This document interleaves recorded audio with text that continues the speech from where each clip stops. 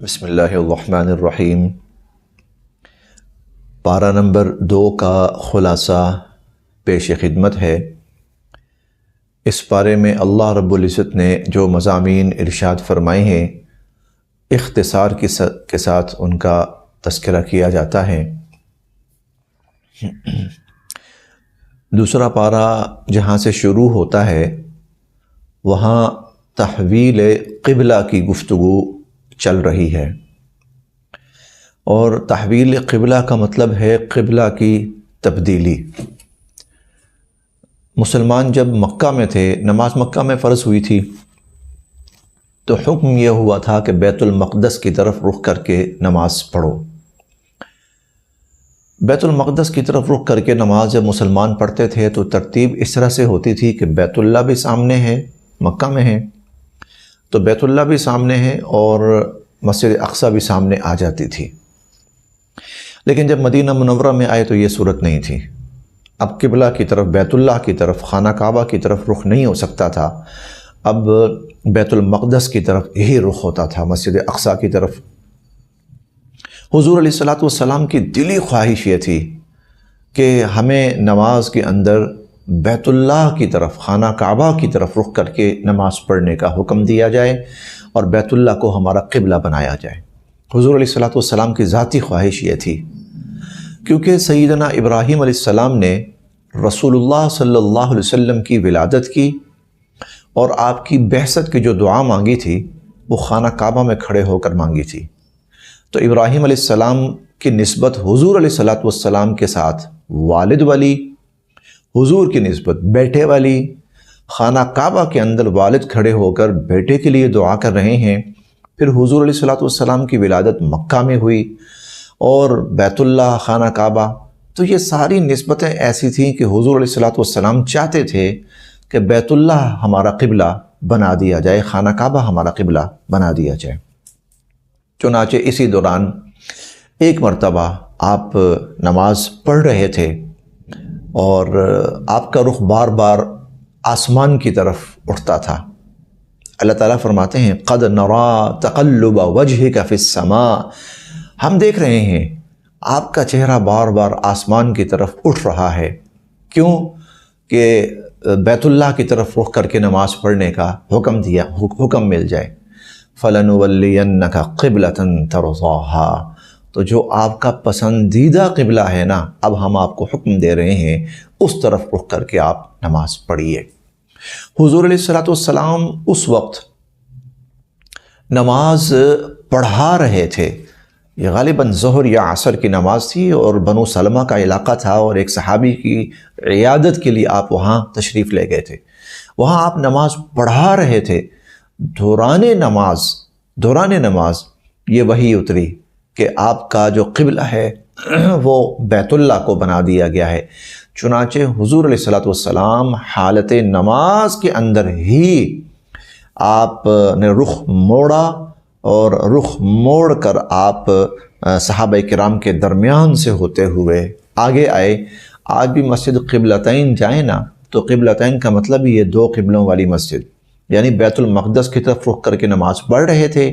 حکم آیا نماز کے دوران کہ بیت اللہ کی طرف نماز پڑھیں، تو شروع ہوئی تھی بیت المقدس کی طرف رخ کر کے نماز، اور پھر جب حضور علیہ السلام نے نماز مکمل کی تو آپ کا رخ مبارک بیت اللہ کی طرف تھا۔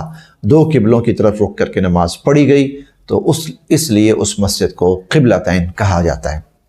تو اس بارے کے اندر اللہ رب العزت نے تحویل قبلہ کا حکم نازل فرمایا۔ اس پر بہت سے لوگوں نے، مخالفین جو تھے، یہود اور مشرکین، انہوں نے طرح طرح کے اعتراضات کیے۔ تو اللہ رب العزت نے اس ساری گفتگو کا آغاز ہی اس سے کیا، سَيَقُولُ السُّفَهَاءُ مِنَ النَّاسِ مَا وَلَّاهُمْ عَنْ قِبْلَتِهِمُ الَّتِي كَانُوا عَلَيْهَا، کہ یہ کچھ بے وقوف لوگ اعتراض کرنا شروع کر دیں گے کہ یہ قبلہ کیوں تبدیل کیا گیا۔ قل، آپ فرمائیے، للہ المشرق والمغرب، مشرق اور مغرب دونوں اللہ کے ہیں۔ جب اللہ مشرق کی طرف رخ کر کے حکم دیتے ہیں تو مشرق کی طرف رخ کر کے نماز پڑھو، جب اللہ مغرب کی طرف حکم دیتے ہیں نماز پڑھنے کا تو مغرب کی طرف رخ کر کے نماز پڑھو۔ تو ایک جو مضمون ہے وہ تحویل قبلہ کا ہے، قبلہ کی تبدیلی کا۔ دوسرا جو مضمون ہے اس دوسرے پارے کے اندر بہت قابل توجہ ہے، قابل سماعت ہے، وہ یہ ہے کہ اللہ تعالیٰ فرماتے ہیں وَلَنَبْلُوَنَّكُمْ، بھائی جب تم پیدا ہوئے ہو نا، اس دنیا میں آئے ہو، تمہاری آزمائشیں ہوتی رہنی ہیں اور یہ تو ہونی ہی ہونی ہے، اور میں نے تو تمہیں آزمانا ہے ہی ہے، یہ تو پکی بات ہے۔ زندگی میں آزمائشیں آئیں گی، ضرور بھی ضرور آئیں گی، اور اللہ تعالیٰ فرماتے ہیں وَلَنَبْلُوَنَّكُمْ، ہم تمہیں ضرور بھی ضرور آزمائیں گے۔ کبھی مال کے اندر آزمائیں گے، کبھی تمہارے جسم و جان کے اندر آزمائیں گے، کبھی تمہیں تمہارے رشتوں کے اندر آزمائیں گے، کبھی خوف کی حالت کے ساتھ آزمائیں گے، کہیں نقصانات میں آزمائیں گے، تو آزمائش تو آنی ہی آنی ہے۔ سو یہ بات سمجھ لیجئے کہ ہم جو کئی دفعہ پریشان ہوتے ہیں نا کہ بس آزمائشیں ہیں، پریشانیاں ہیں، تو یہ دنیا ہے ہی آزمائشوں اور پریشانیوں کی جگہ۔ امن کی جگہ تو صرف جنت ہے، جس کو دارالامن بھی کہا جاتا ہے، دارالامان بھی کہا جاتا ہے۔ وہ امن کی جگہ، سلامتی کا گھر جو ہے وہ صرف جنت ہے۔ دنیا تو پریشانیوں کی جگہ ہے، یہ بات یاد رکھیے گا۔ بیماری آئے گی، مالی تنگی، اوپر نیچے، اپ ڈاؤن آئیں گے، رشتوں کے اندر آئیں گے، جیسا کہ اللہ تعالیٰ فرماتے ہیں وَتِلْكَ الْأَيَّامُ نُدَاوِلُهَا بَيْنَ النَّاسِ، اللہ نے دن پھیرنے ہیں، کبھی بہت اچھے، کبھی بہت تکلیف دہ، پریشان کن، کبھی تھوڑے سے اچھے، کبھی تھوڑے سے تکلیف دہ، یہ چلتا رہے گا۔ یہاں مسلمان نے کیا کرنا ہے، اس کو کیا حکم ہے، اس کے لیے کیا تلقین ہے، تو اس کے لیے اللہ تعالیٰ نے دو چیزیں بیان فرمائی ہیں۔ جب آزمائشوں سے گزرو تو وہ دو چیزیں ان آزمائشوں کو ختم کریں گی۔ نمبر ایک الصبر، یا ایھا الذین آمنوا استعینوا بالصبر، ایک صبر کیا ہے؟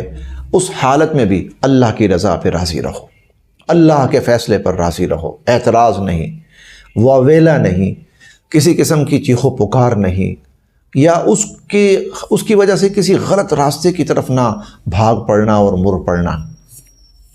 تو ایک تو صبر، اور دوسرا اللہ تعالیٰ فرماتے ہیں الصلاۃ، دوسری چیز نماز ہے۔ یہ صبر اور صلاۃ دو چیزیں اپنائے رکھو گے تو انشاءاللہ العزیز تمہاری پریشانی بھی ختم ہوگی، اللہ بھی تم سے راضی اور خوش ہوں گے۔ تو یہ دوسرا اہم مضمون، ہماری زندگی میں پریشانیاں آتی ہیں تو وہ آنی ہے، وہ آئیں گی، ضرور بھی ضرور آئیں گی۔ ہم نے کیا کرنا ہے؟ ایک نماز نہیں چھوڑنی اور ایک صبر کا دامن نہیں چھوڑنا۔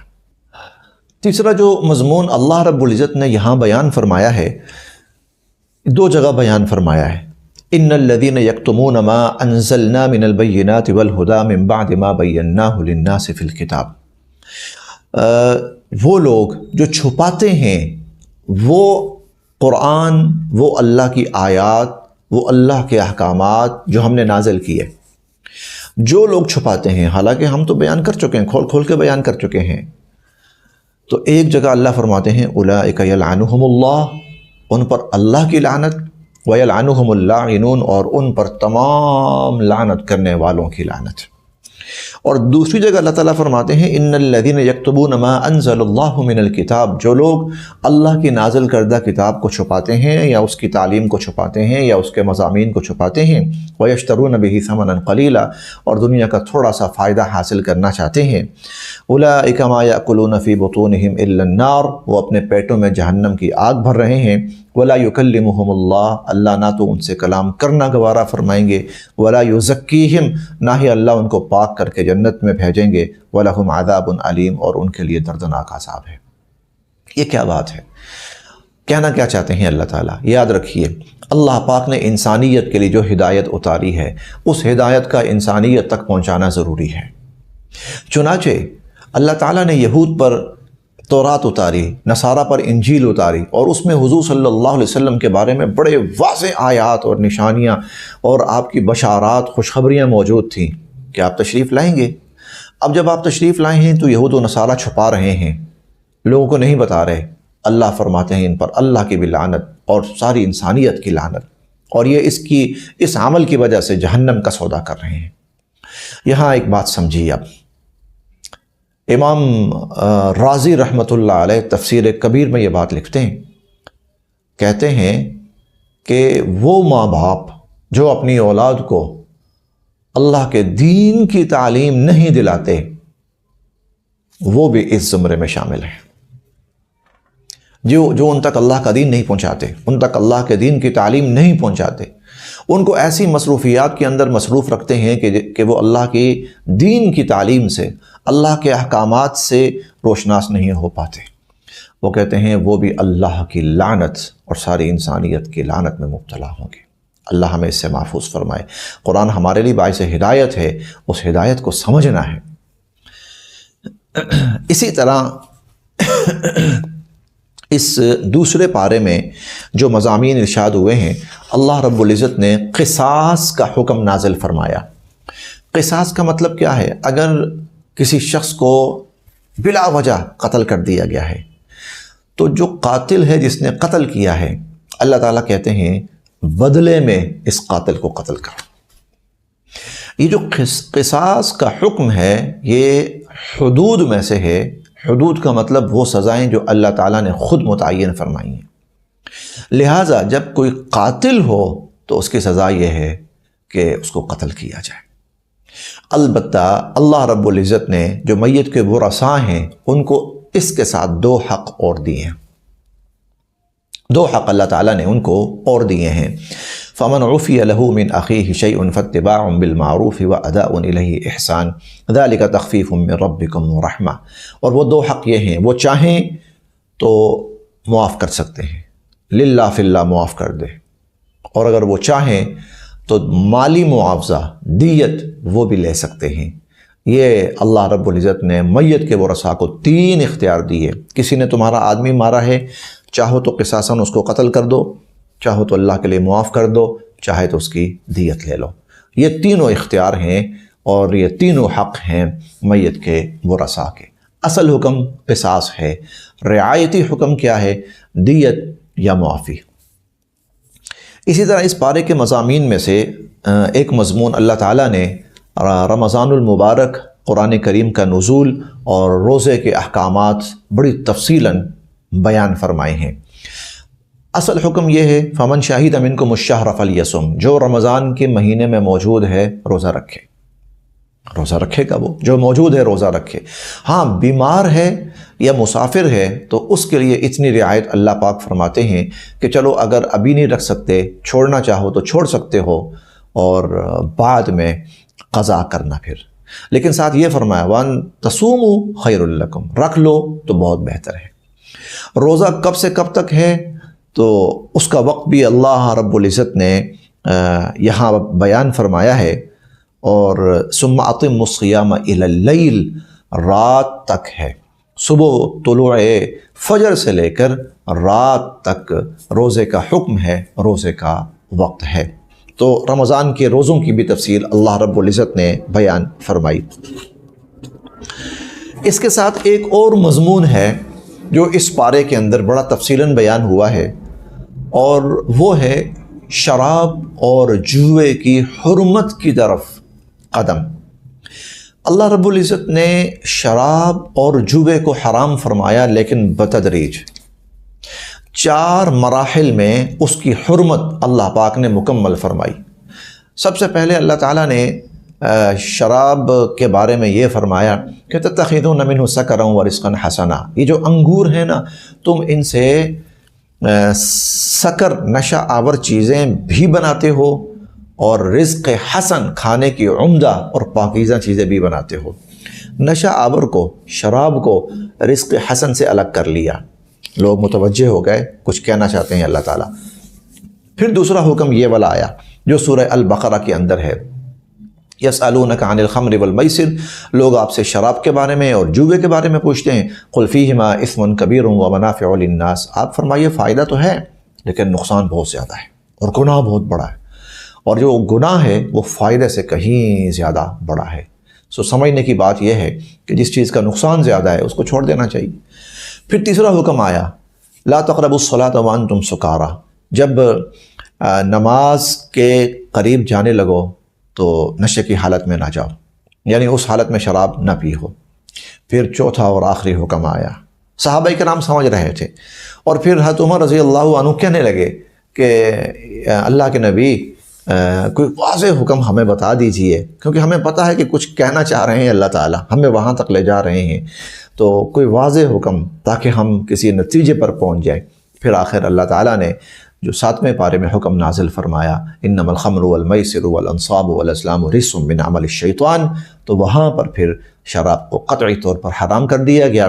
4 مراحل کے اندر اللہ رب العزت نے اس کی حرمت مکمل فرمائی. اس سے معلوم یہ ہوتا ہے کہ بہت سے معاملات کے اندر تدریج بتدریج، سٹیپ بائی سٹیپ جو ہے وہ بہترین حکمت عملی ہوتی ہے. اسی طرح اس پارے کے مضامین میں سے جو میں سمجھوں گا کہ اس وقت بیان کرنے کے لیے سب سے اہم مسئلہ ہے، اللہ رب العزت نے طلاق کا طریقہ بیان فرمایا. جو کچھ بیان ہوا ہے بے انتہا اختصار کے ساتھ اس کا خلاصہ عرض کیے دیتا ہوں.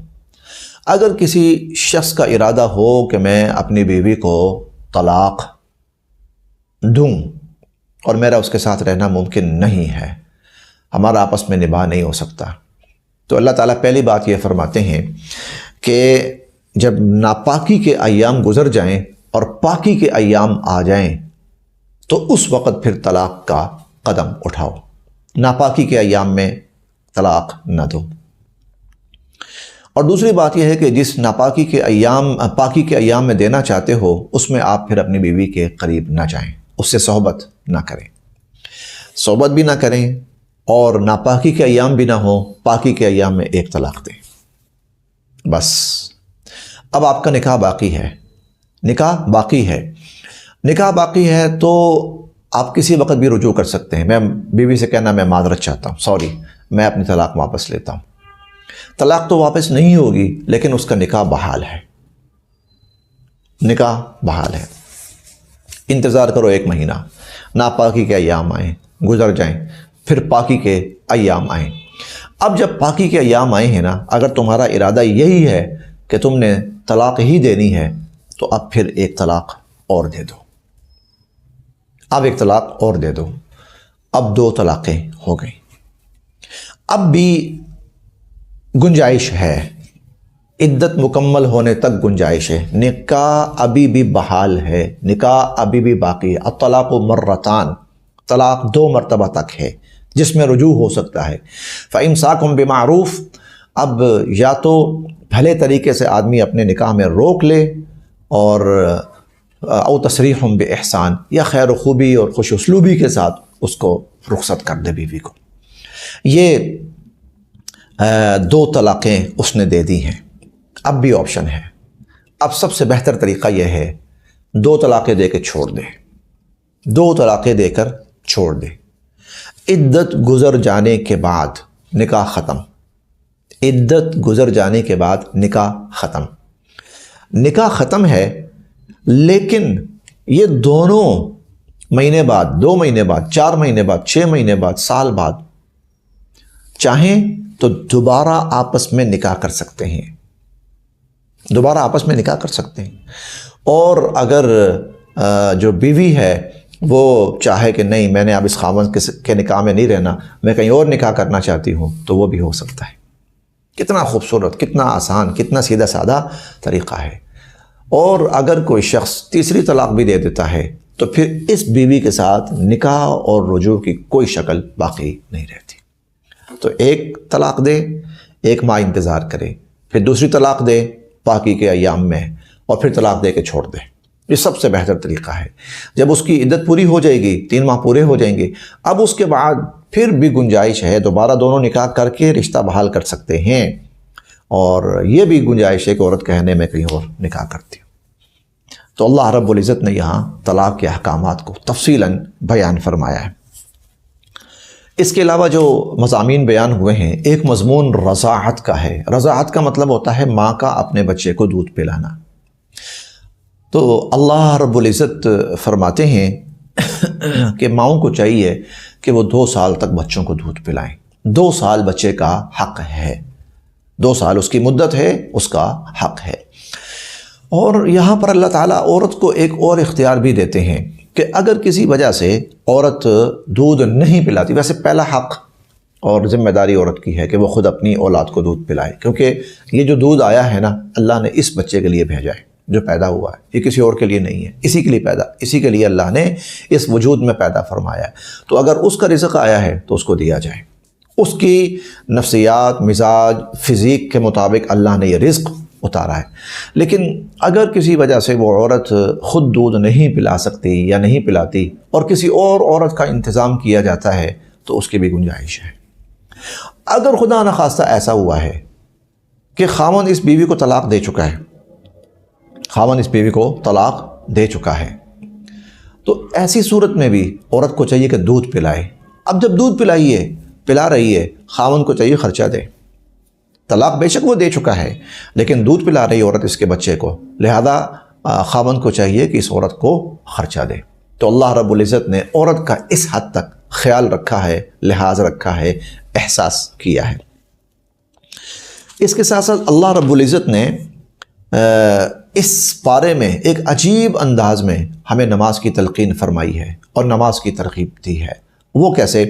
اللہ تعالیٰ فرماتے ہیں حافظوا علی الصلوات، نمازوں کا خیال رکھو، اور خاص طور پر والصلاۃ الوسطیٰ، خاص طور پر جو عصر کی نماز ہے، درمیان والی عصر کی نماز، اور اللہ کے حضور خاموشی سے کھڑے ہو جاؤ۔